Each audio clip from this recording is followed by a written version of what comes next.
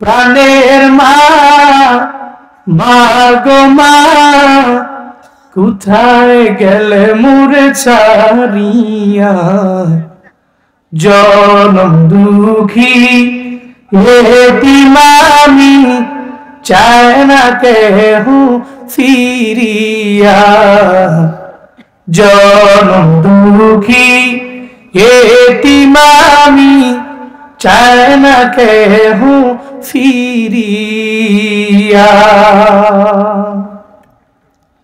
আমি যখন ছিলাম আমার মায়েরি উদরে,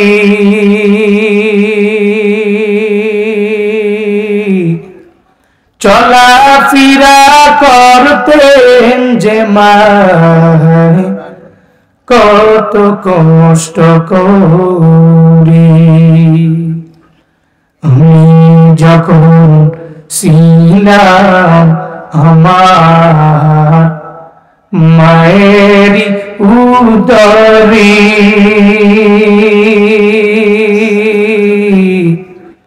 চলাফেরা করতেন যে মায়, কত কষ্ট করে। আমার সুন্দর মুখ দেখে মায়ের, আমার সুন্দর মুখ দেখে মায়ের, ব্যথা যায় দে হাসায়া। ও আমার প্রাণের মা, মা গো মা, কোথায় গেলে মোরে ছাড়িয়া, জনম দুঃখী এতিম আমি, চায় না কেহ ফিরিয়া, জনম দুঃখী এতিম আমি, চায় না কেহ ফিরিয়া, জনম দুঃখী এতিম আমি, চায় না কেহ ফিরিয়া।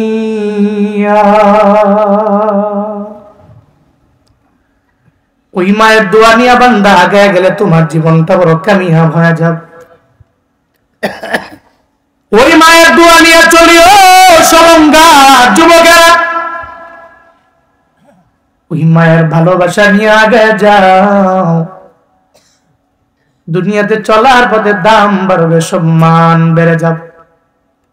জুনায়েদ আল হাবিব কেমনে পারি, কেমনে বয়ান করি, ইলমের পাওয়ারে বয়ান করি না, আমলের পাওয়ারে বয়ান করি না রে বাপ। অক্টোবর মাসে চাপাইয়ে প্রোগ্রাম, রাজশাহীতে যাওয়ার পরে বন্ধু বান্ধবেরা বলে রাজশাহীতে থেকে যাও, 2-3 দিন পরে যাব। আমি বললাম চাপাইয়ে আজকে মাহফিল, পরের দিন আমার কুমিল্লায় প্রোগ্রাম। এরা বড় বাবা চিন্তায় পড়ে গেল, কেমনে যাবা, কেমনে বয়ান করবা, এত দূর কেমনে যাব, এই চিন্তাদের অন্তরে। আমি বললাম অসুবিধা নেই, আল্লাহ লাইনে আনছেন, ইলমের পাওয়ারে চলি না, আমলের পাওয়ারে চলি না।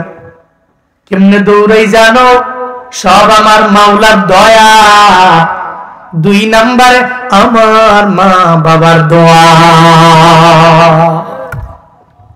কার দয়া? জোরে বলেন না, কার দোয়া? কার দোয়া? বলে আল্লাহ। দোয়া কার?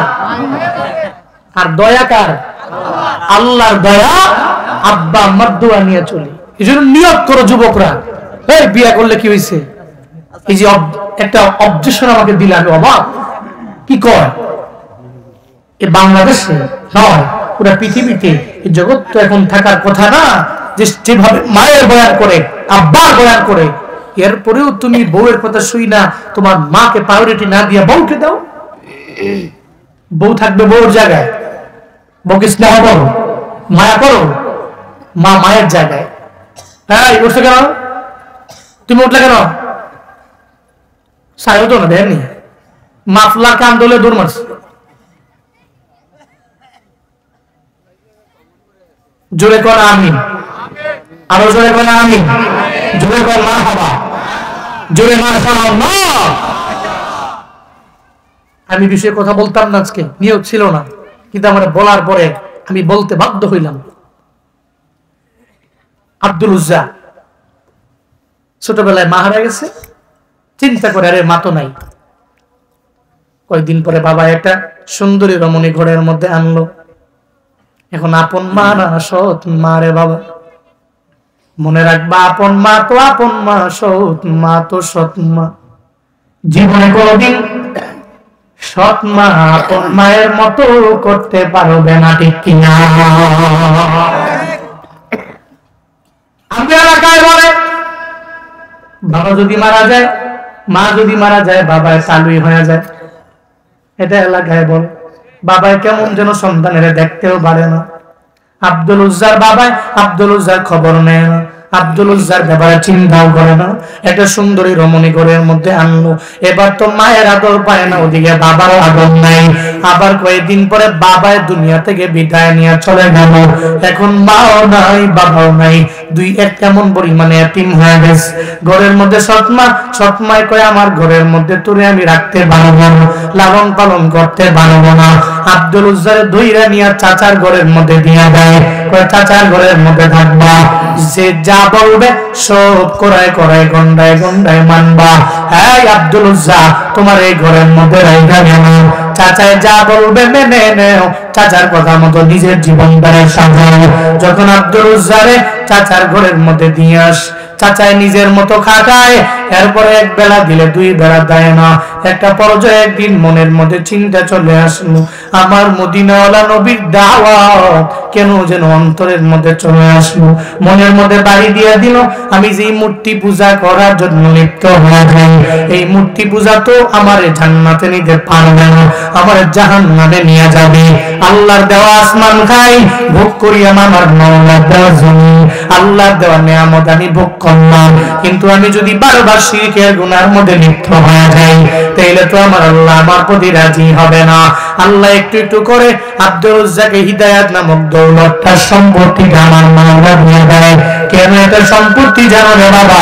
দুনিয়ার সব তোমার জিন্দেগির মাল যদি এক পাল্লায় রাখো, হিদায়াতের সম্পত্তির মালটা যদি আর এক পাল্লার মধ্যে রেখে দাও, আল্লাহ পাক এই হিদায়াতের পাল্লাটা ভারী হয়ে যাবে বাবা। এটার দাম এত পরিমাণে বেশি। এজন্য তো বারবার বলি, ও আল্লাহ আমারে তুমি হিদায়াত দিও, আমারে আগে দিও, এরপরে সোধারে দিও, এরপরে কমিটি দিও। হেদায়েত চাইলে কোনো বান্দা ছোট হয় না, বরং আল্লাহর কাছে কোন সময় কোন বান্দার দোয়াটা কবুল হয়ে যায় এটা বলাও যায় না। কোন কথার মাধ্যমে বান্দা তুমি হিদায়াত পেয়ে যাবা এটা তুমিও জানো না, বক্তাও জানে না, শ্রোতাও জানে না, কেউ জানে না। আল্লাহর কাছে বলে দাও, আল্লাহ গো তুমি হিদায়াত নামক দৌলত আমারে দিয়া দাও, আমারে লাইনচ্যুত কইরা না, আমারে লাইনচ্যুত কইরা অন্য কোন লাইনের মধ্যে নিয়ে যাও। এই যে মাশারি রাশেদ আল আফাসি একজন কোরআনের বড় খাদেম, সারা বিশ্বের একজন ইন্টারন্যাশনাল কারি, কি সুন্দর তার কোরআন তিলাওয়াত, যেই তিলাওয়াতের জন্য মানুষ এত পরিমাণে পাগল, এত পরিমাণে পাগল। ওই রাশেদ আল আফাসি কয়েকদিন আগে হঠাৎ করে জব্বা টব্বা কইলা, এরপরে পায়জামা কইলা, প্যান্ট শার্ট লাগাই, প্যান্ট এবং গেঞ্জি পইরা, মাথার মধ্যে টুপিও নাই। এরপরে উলামায়ে কেরাম বলল অসুবিধা নাই, এটা তো হারাম না, এটা হালাল, যা আছে সব আপনি দিয়ে দিতে পারবো, কারণ আমি এখানে থাকবো না, আমি নবীর দরবারে হাজির হয়ে যাব।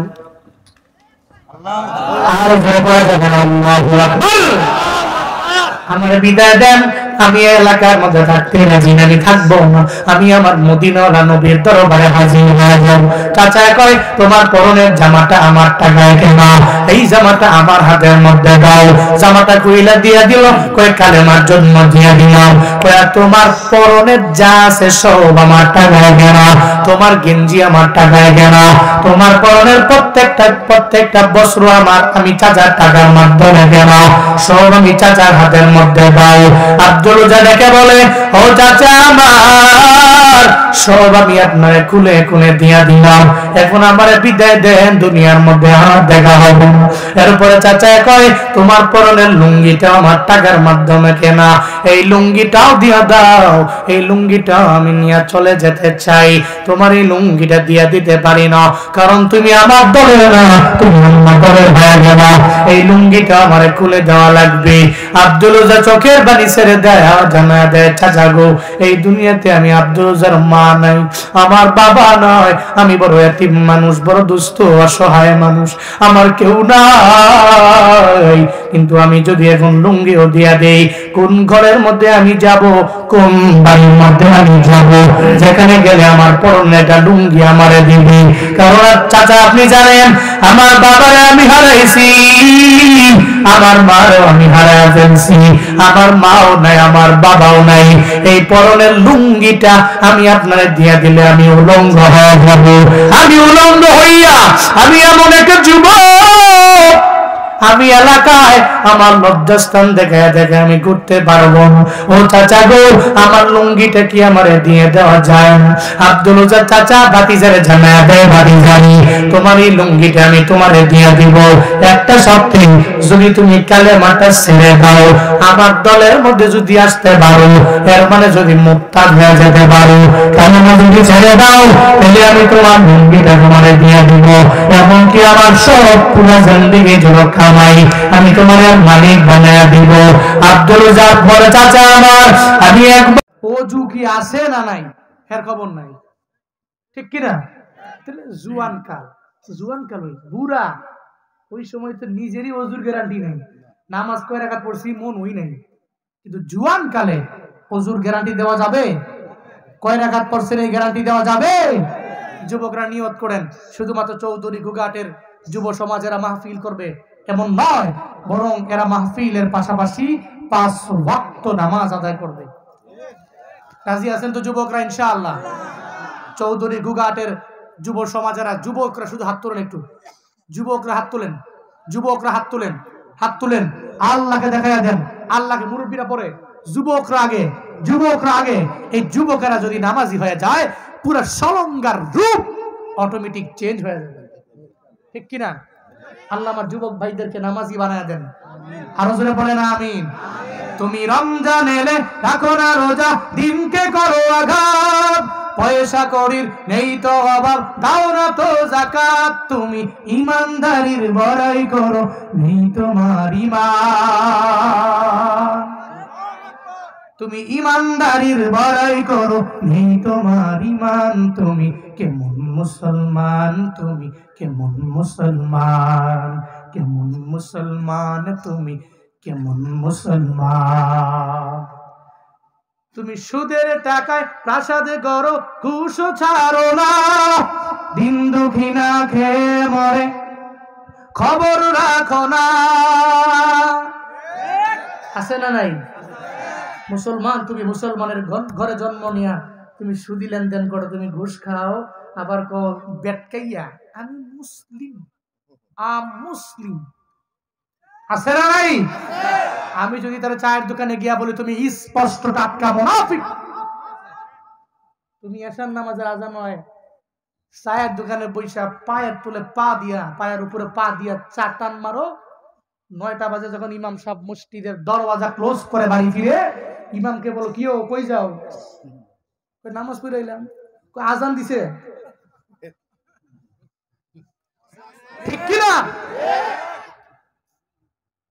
তুমি মুসলিম, আবার বলো যে হুজুরে আমারে মুনাফিক কইছে, কি রাগ তার? আমি মুসলমান। নিজের পরিচয় নিজে সাজাও। তুমি সুদের টাকায় প্রাসাদে গড়ো, ঘুষ ছাড়ো না, দিন দুঃখী না খেয়ে মরে, খবর রাখো না। তুমি ঘুষ খেয়ে বিচার করো, সাজিয়া প্রধান, ঘুষ খেয়ে বিচার করো, সাজিয়া প্রধান, তুমি কেমন মুসলমান তুমি, কেমন মুসলমান, কেমন মুসলমান তুমি, কেমন মুসলমান। নামাজের সাথে নাই পরিচয়, মানো না কোরআন, নামাজের সাথে নাই পরিচয়, মানো না কোরআন। তুমি কেমন মুসলমান, তুমি কেমন মুসলমান, কেমন মুসলমান তুমি, কেমন মুসলমান। তুমি নবীর উম্মত দাবি করো, সুন্নাহ মানো না, নবীর অপমানে তোমার হৃদয় কাঁদে না। এর লেগে মজা লাগে না? ঠিক বেঠিক কয় না জুড়ে চিল্লা এখন ঠিক কিনা? আওয়াজ নাই কে? ঘুমায় গেছেন নাকি আপনারা? তুমি নবীর উম্মত দাবি করো, সুন্নাহ মানো না, নবীর অপমানে তোমার হৃদয় কাঁদে না।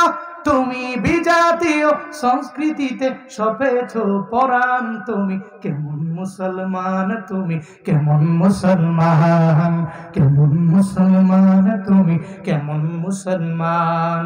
নামাজের সাথে নাই পরিচয়, মানো না কোরআন, নামাজের সাথে নাই পরিচয়, মানো না কোরআন। তুমি কেমন মুসলমান, তুমি কেমন মুসলমান, কেমন মুসলমান তুমি, কেমন মুসলমান। ঠিক কিনা? আল্লাহু আকবার। ঘরে ঘরে জানো, ঘরে ঘরে জানো। দেই কোনজন দেই? মাশাআল্লাহ। সামনে পিছে বইছেন কে? সামনে আইসো, সামনে আইসো। আপনাদের দরকার।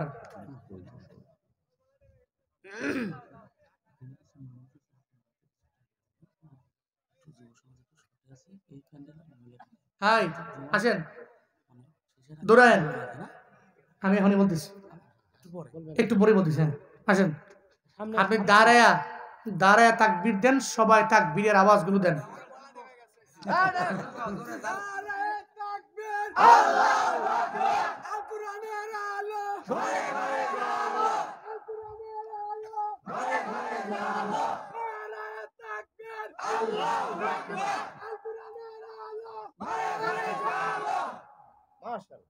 আজকেও দেখলাম ফেসবুকের মধ্যে বাংলাদেশ আর ইন্ডিয়ার খেলার মধ্যে দর্শকদের জায়গা থেকে গ্যালারির মধ্যে লিল্লাহে তাকবীরের স্লোগান দেয়। দেখছো না? দর্শক গ্যালারিতে তাকবীরের স্লোগান দেয়, লিল্লাহে তাকবীর বলে আল্লাহু আকবার পরে। বাংলাদেশি প্লেয়ার একজন আছে, হেকালি কইতেছে, এর মানে তাকবীরের স্লোগানে ভরপুর করে দাও, এ বিশ্বকে জানাও আগামীর বিশ্ব ইমাম মাহদির বিশ্ব। চিল্লা কও ঠিক কিনা? এই বিশ্ব আগামীর বিশ্ব, ইন ফিউচারের বিশ্ব, ইমাম মাহদি হযরতে ঈসার বিশ্ব। ঠিক কিনা? আল্লাহ আমাদেরকে এমন সময় দেখার তৌফিক দান করেন, দাজ্জাল থেকে হেফাজত করেন। আল্লাহ ইমাম মাহদির সৈনিক হয়ে নিজেকে গড়ে তোলার তৌফিক দান করেন। আর জোরে বলেন আমিন। মুসলমান, নিজের পরিচয় আমি মুসলিম। তাহলে মুসলিম পরিচয় দিতে গেলে নামাজ পড়া লাগবে। পারবেন তো ইনশাআল্লাহ? কই যাইবেন? কয়জন? রোজা রাখা লাগবে। কোরআনে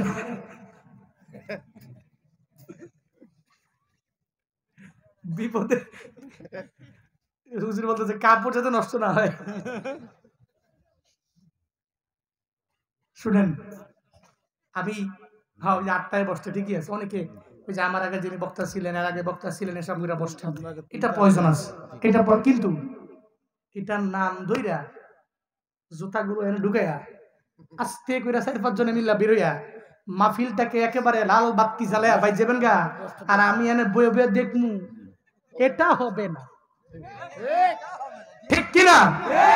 হ্যাঁ, প্রস্রাব করার জন্য 10 বার দিমু। ডায়াবেটিসের রোগী যারা, এরা 20 বার দিমু। জান খালি খালি প্রস্রাব করে না, প্রায় পরে। ঠিক কিনা? কিন্তু মাহফিলকে নষ্ট করা যাবে। এটা কোরআনের বাগান, এটা তাফসীর মাহফিল, এটা ওয়াজ মাহফিল, এটা দোয়ার মাহফিল। এটা মমতাজের প্যান্ডেল না।